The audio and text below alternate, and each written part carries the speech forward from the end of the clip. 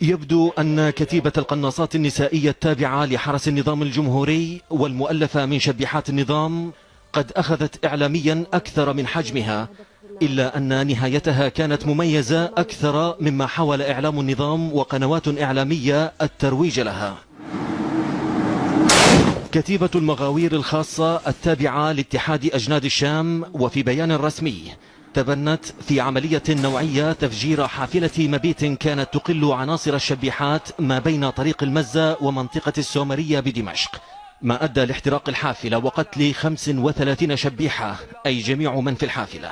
أما ما يميز العملية أنها أخذت تخطيطا دقيقا للثوار ومتابعة لعدة أشهر، ما يعني تجربة قد تفتح لعمليات اختراق مستقبلية تطال رؤوسا ورموزا للنظام. أما الميزة الأخرى للعملية أنها أبادت كتيبة استخدمت كداعم نفسي ومعنوي لمؤيدي النظام وشبيحته، والأهم أن تكلفة إبادتها لم تتجاوز العبوة الناسفة. عشرات التقارير العسكرية لكتيبة القناصات أو ما أطلق عليها بكتيبة المغاوير النسائية في محاولة لإعطائها زخما وحجما اعتنى إعلام النظام بحبكها وإخراجها، مدعيا أنها تقاتل الثوار على الجبهات وأين في جوبر، العصي على فرقته الرابعة وحرسه الجمهوري وميليشيا نصر الله منذ 4 سنوات، علما أن تقارير صحفية قالت إن الكتيبة لم تكن سوى كومبارس من الشبيحات ينقل للتصوير على حسب الطلب.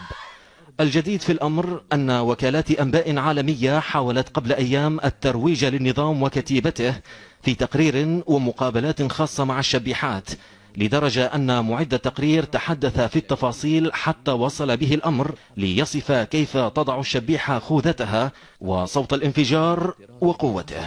تضع خوذتها وتطلق طلقة تحدث دويا عنيفا وتطال منزلا واقعا على بعد 500 متر.